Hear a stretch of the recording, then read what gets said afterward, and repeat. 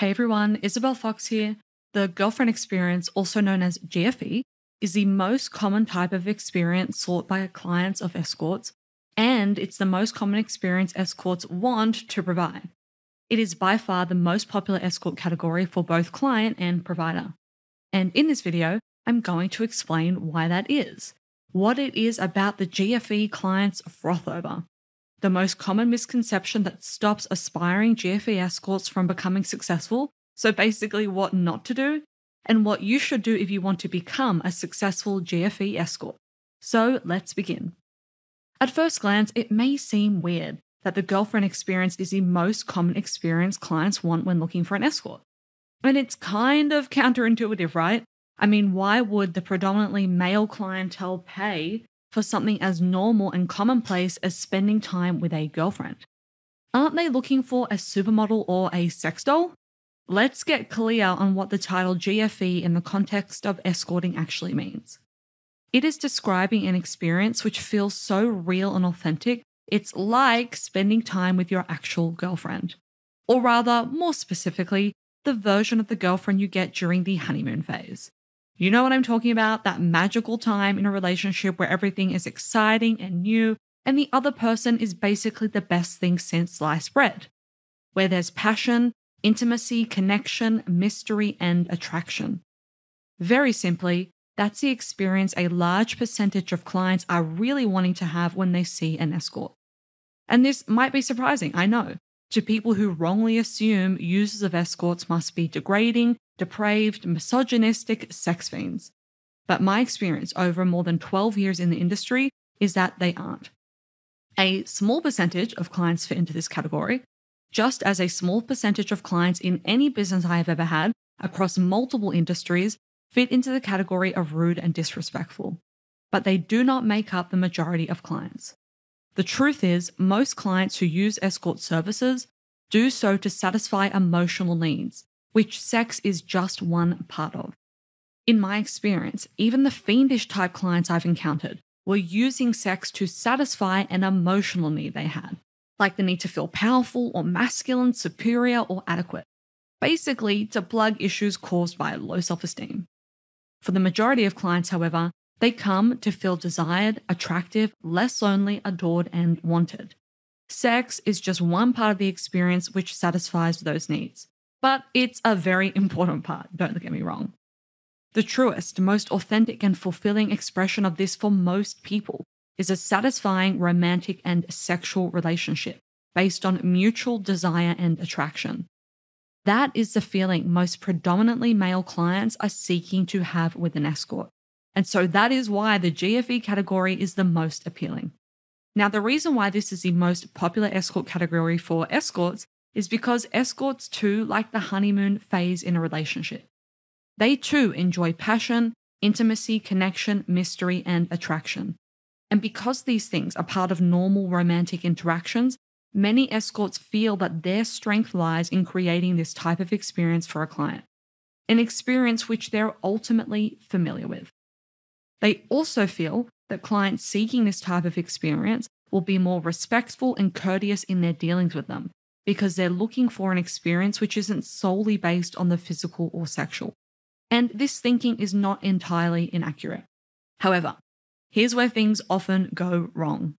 Important factors get lost in translation, and escorts commonly misconstrue what they need to do as GFE escorts to become successful.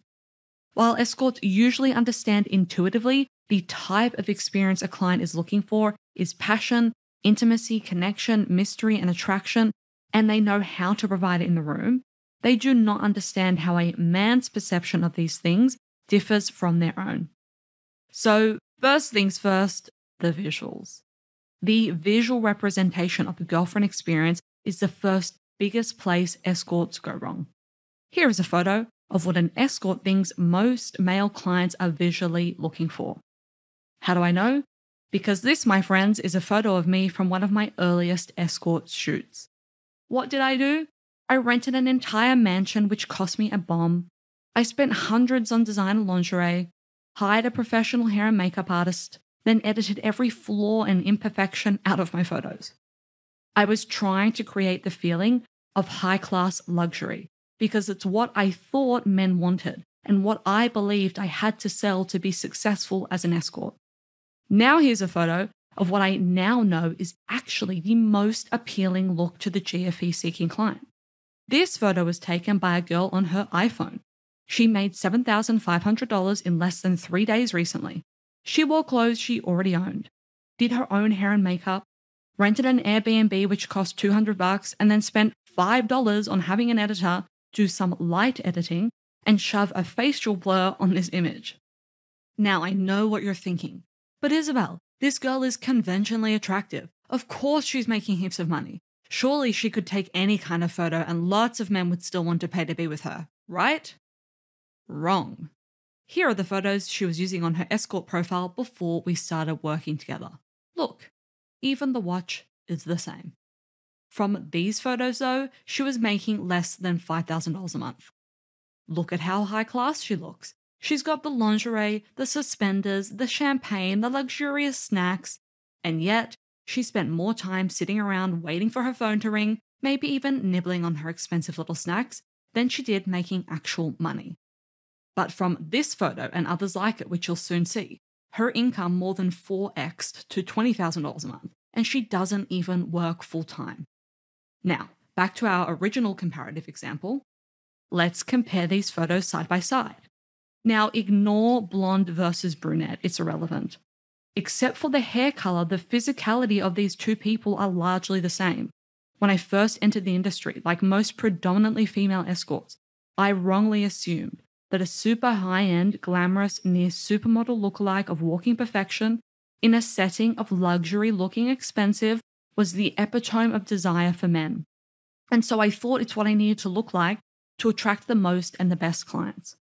Now, and I say this as humbly as possible, although I was mildly successful at attracting some clients with photos like these, the problem with this image on the left and images like it is it doesn't feel real. Nothing about it depicts a real world.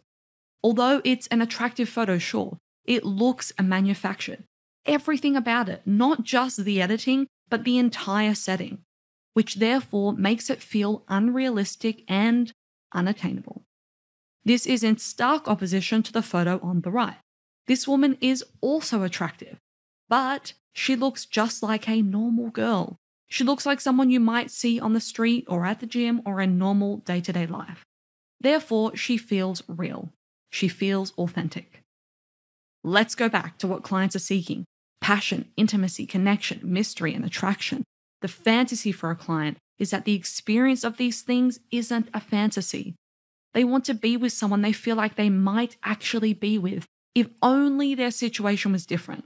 If only they were single or younger or more confident or had more time or were more attractive. This feels real. And this feels paid. It's too perfect and therefore it loses its authenticity.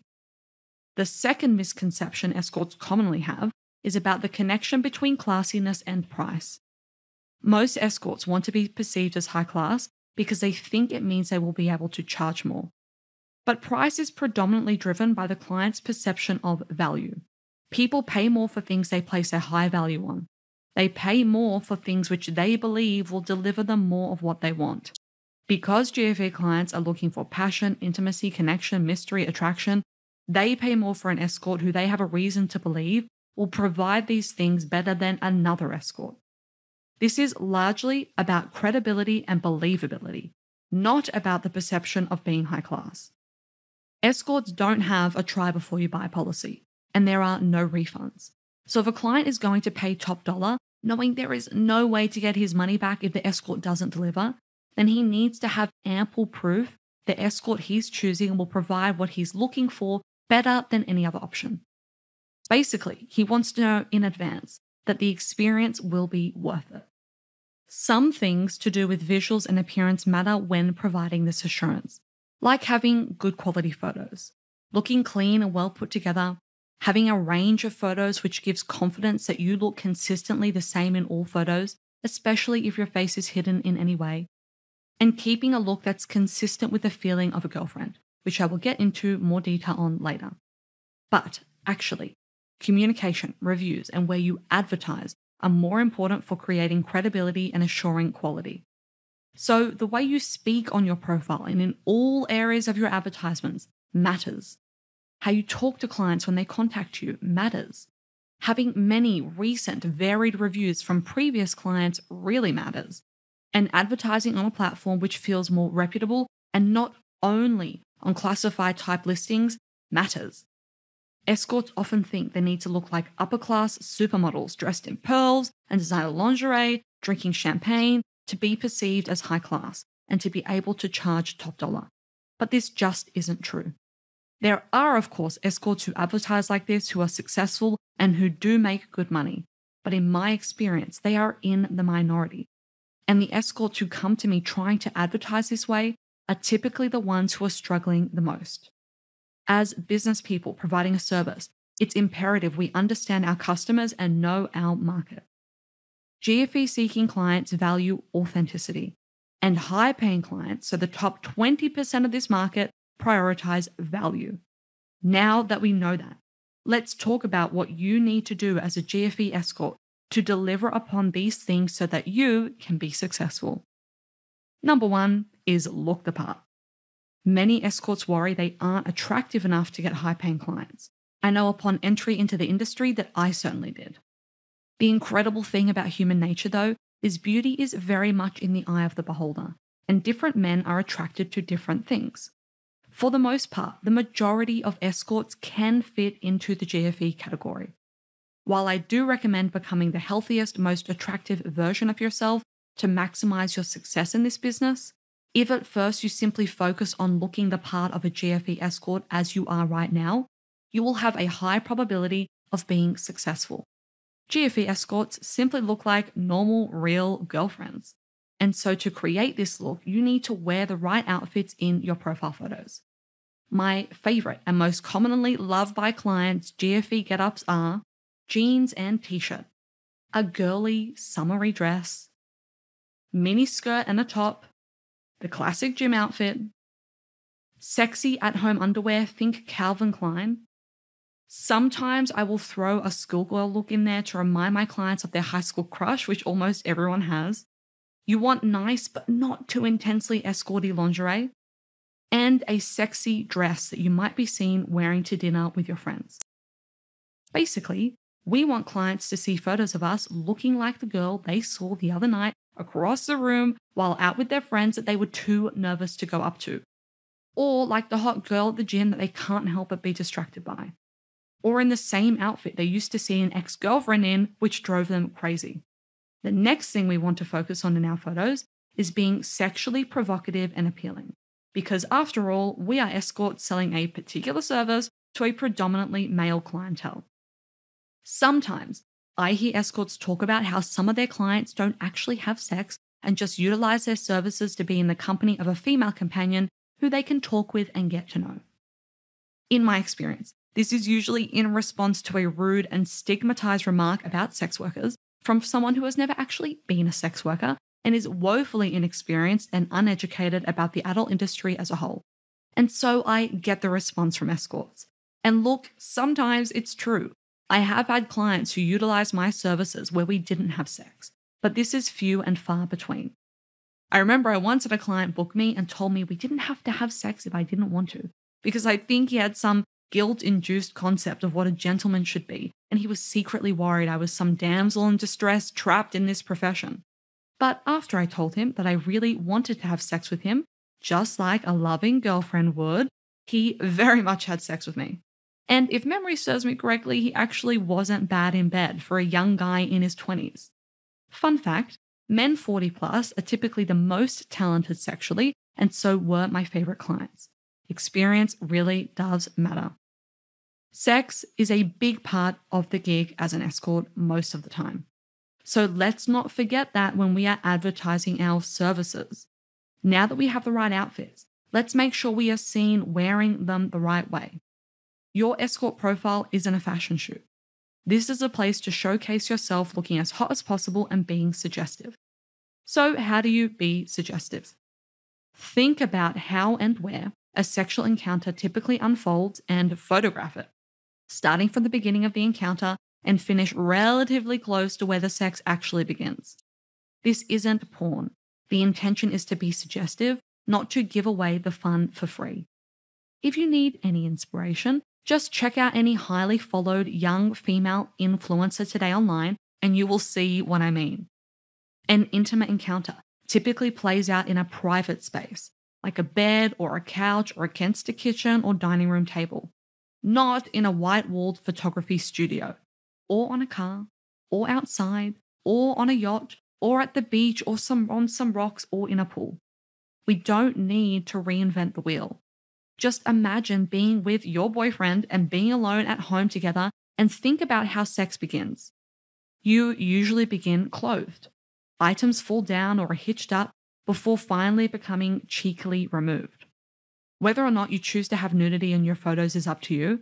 If you aren't comfortable with having nude photos online, then I recommend including photos which allude to nudity, like very see-through lingerie, or a tight white top where there's nipple action, or a hiked-up skirt where revealing parts can almost be seen. Lastly, the inclusion of a smile and eyes in your photos are very powerful. A girlfriend in the honeymoon phase is genuinely happy to see her guy. She smiles, she's flirty. Having photos of you smiling and with smoldering eye action is highly effective. If you're an escort who's face in, consider having at least 2 photos where the rest of your face is heavily blurred, but one exposes a breathtaking smile and another exposes bedroom sex eyes. Make either of these photos your thumbnail photo and the first photo in the lineup of your profile pictures. Number 2 is talk the talk. So now that you look like a girlfriend, make sure you communicate like one in your advertisements and when speaking directly with your clients. New girlfriends are warm, endearing, enthusiastic, and genuinely pleased to be speaking with their boyfriends. They ask questions like, "What can I do for you?" They send selfies of themselves looking hot just because. They give genuine compliments with feeling. Although this is a service and we are professionals running a business, that doesn't mean we have to speak like receptionists at a medical practice. The experience for a client is supposed to be fun, exciting, exhilarating, and better than his best fantasy. Before you meet, the only way to create this feeling is through our communication. Furthermore, remember the experience is about the client and not about you. Although your comfortability and adherence to your personal boundaries is important, beyond that, in our communication, we want to focus on fulfilling our clients' desires and needs. On your profile and in your bio, it bodes well for you to focus on describing to a client why an experience with you will be just like being with his hottest girlfriend ever, but better. Because he can see photos of you, you don't really need to describe what you look like. It is better to describe what you will do together. This doesn't need to be sexually graphic, merely just suggestive. And better to describe how you will make him feel. A great place to start is by simply telling him that being with you is like being with a girlfriend in that honeymoon phase where you both can't get your hands off each other. Although the focus of the experience should be on your client, don't forget that being desired and attractive is a core need for most people, including men, and most certainly for our clients. So I always like to paint the picture of mutual attraction. Just because we're being paid doesn't mean we can't enjoy it. Pleasingly for myself, I often found this to be the case.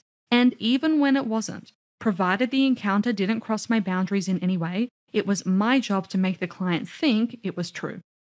Number 3, walk the walk. Now that you look and communicate like a girlfriend, please don't break the fantasy now by failing to act like one in person. What do girlfriends do? They are ecstatic to see their boyfriends. Their boyfriends are the apple of their eye, at least in the honeymoon phase, right? Of course, you still have to collect your money and do a health check and tend to some other real parts of the job which don't apply in an unpaid intimate encounter. But these things can be taken care of swiftly and gracefully so attention remains focused on the organic, authentic fun. Even though the client is paying, it's my experience that most men still feel uncomfortable and uncertain of what rules do and don't apply and how they should conduct themselves with you. So I highly recommend you instigate flirtatious touch and let the client know it is okay to touch you. Imagine you were on a date and you ended up back at your place after a nice dinner. What would you do? You wouldn't sit next to your date on the couch, not touching, miles apart, chatting awkwardly about the weather, would you? No, you'd be pressed up against each other, telling silly little jokes, of course, laughing at theirs, smiling, batting your eyelashes, flicking your hair. Ideally, you've opened the door in a provocative, sexy GFE getup and you're looking hot, and therefore, once invited in by your body language and made comfortable, your client won't be able to keep his hands off you. The actual sex in a booking is typically pretty vanilla, and it really doesn't need to be anything too crazy for the majority of men. What it does need to be is passionate, hot, and fun. And you can create this with almost anybody by focusing on foreplay. This includes things like making out on the couch, having a shower together, undressing sexily in front of the client, taking them to the bed, and tending to each other's needs individually. I say this with the utmost respect for our profession and for my people, but the physical act of sex is just not that hard. Most people can do it. It is everything leading up to it which takes skill, which is mostly born from simply caring and giving your client attention. If you really struggle to do this, just try your best to genuinely treat your client like they're a boyfriend you're super into, but use protection. Now, this next piece of advice is going to seem at odds with everything I've said up until now, so bear with me. Number 4, protect the fantasy, be professional. The fantasy is that the experience isn't a fantasy, that your client really could be with you right now having the best experience of his life with a woman he's super attracted to and who's, of course, mutually super attracted to him. However, just for an hour, or 2 hours, or 3 or 4, whatever it is your client's booked for. Although we want to create the perfect, unforgettable girlfriend experience, it is still important to remember it is an experience and is not the real world. For the sake of the client and ourselves in this situation, this is better because the real world is messy and complicated. The commercial nature of the experience protects it from those issues which clients are ultimately seeking to avoid. That's why they're paying. But it's only protected if those boundaries are enforced. When I was an escort, and I finally figured out after an embarrassingly long time in the industry, that if I just acted like a normal, authentic, enthusiastic girlfriend, that I'd be more successful, I mistakenly blurred the lines. I didn't understand that this was only beneficial to a point. And many escorts I work with experience the same thing. Because my girlfriend act was so effective, I was worried that if I ever stopped it at any time, therefore reminding the client that I wasn't in fact a girlfriend, but instead a paid sex worker, I was worried I would lose him. This is true some of the time, though usually only when done poorly, or because the client themselves is there for the wrong reason to begin with, which means it's inevitable that you're going to lose them anyway. What's a higher risk to losing a client is being so convincing that he believes the act and then starts to test you to see if you're being sincere. Of course, eventually you will fail these tests because you're not sincere, not in the way he thinks, and you will definitely lose him, and usually it becomes messy. Clients who have caught the feels and are trying to test if you're really into them do strange things, like asking you for your real name and then refusing to call you by anything other than that, or trying to stay overtime, booking at short notice outside of their usual behavior to see if you'll change your plans for them, trying to get additional time without paying, finding out personal information about your life and sharing too intensely about theirs. Inevitably, the messiness often centers on money. The client tries to get more for less, and the escort struggles to know how to call them on it without coming across as money hungry. So, to counter this while still delivering upon the desirability of the girlfriend experience, consider the following. Never tell a client your real name, including using a fake real name. In the beginning, I had so many names, I'm surprised I was able to keep track of them. Eventually, I realized the name the client called me was basically irrelevant, provided it wasn't my real name and meant my identity had been compromised somehow. The importance was in the principle I enforced by politely declining to tell a client my name. In saying no, I reminded the client that in this interaction, my real name was not part of the experience. If a client asks you your real name, reply by saying, "You are so cheeky to ask. A lady has to protect her secrets, especially in this profession. But let's each give each other private nicknames. You look like a Justin to me. What about me? What do I look like?" So politely decline, while simultaneously reminding the client that this is a job, and then redirect the attention to something positive and flirty which reaffirms the specialness of the experience, like a cute little nickname. Don't stray from your advertised rates in lieu of a clear commercial reason. If a long-term client of mine stays overtime by like 10 or 15 minutes, I usually don't worry about it. Although I do consider it my job to ensure appointments run to time and wrap up at the correct time.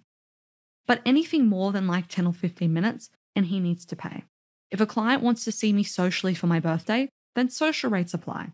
If he wants to book me for a weekend trip to a location that I just so happen to enjoy, it's irrelevant. He still needs to pay for my time. I've done bookings on yachts, in mansions, and at private hotel openings. They were nice, but they were still work, and so my rates applied. You may discount or modify your rates, but don't do so without a clear commercial reason. So, for example, social time where there's no sex may attract a lower rate.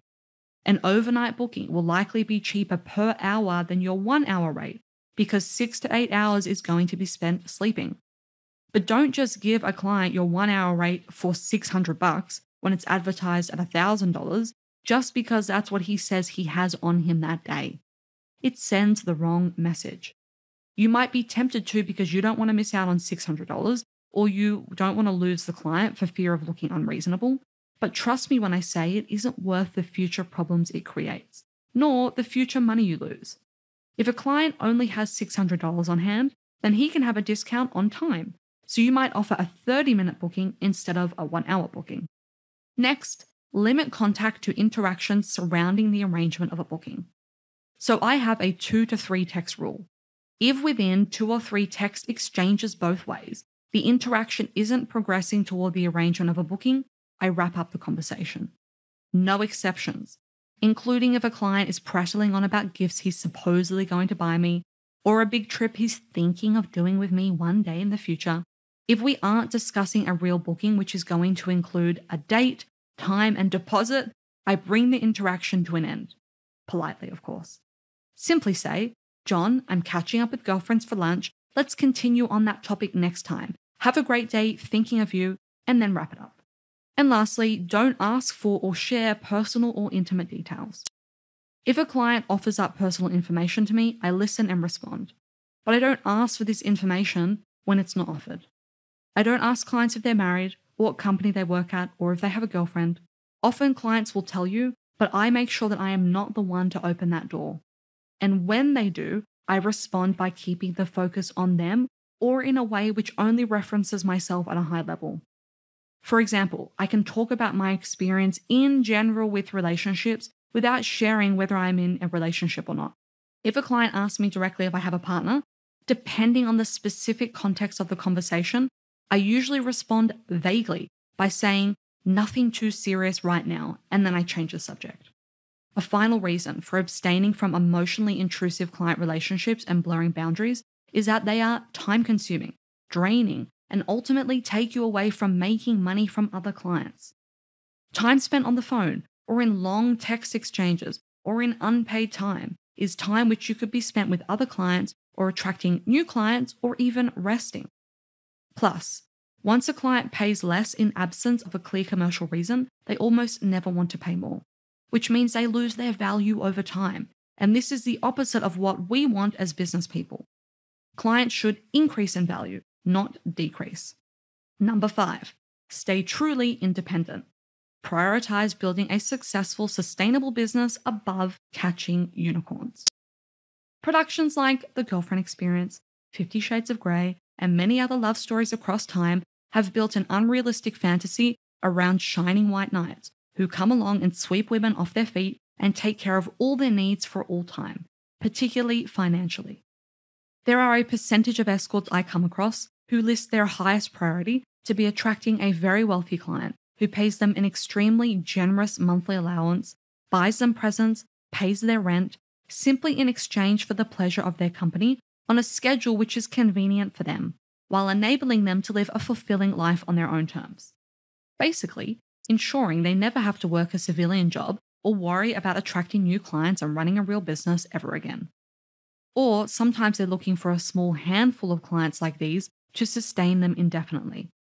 And I get the desire for this, obviously. I mean, who wouldn't? Just like money thrown at them forever. But it is unrealistic. I do, of course, come across escorts who have had maybe one client like this at some point in their careers, and I've encountered men of this kind myself. If one of these unicorns crosses your path, good for you. I genuinely hope you enjoy it while it lasts, but they are very few and far between. Usually, a client who looks like this, which is too good to be true, is just that, too good to be true. Men who offer to pay you stupid amounts of money the first time they meet you, or sometimes even before they meet you, are trying to lure you in to ensure special prioritized treatment. And they're using the positioning of their financial status to do so. Few people actually just want to give money away. What you'll find with these types of clients is what starts off as generous and unprompted becomes unreliable and off limits to even be spoken about. These types of clients pretty much want everything on their terms, without having to explain themselves and for less and less money over time. Ironically, most escorts who enter the industry do so because they want to create true financial freedom.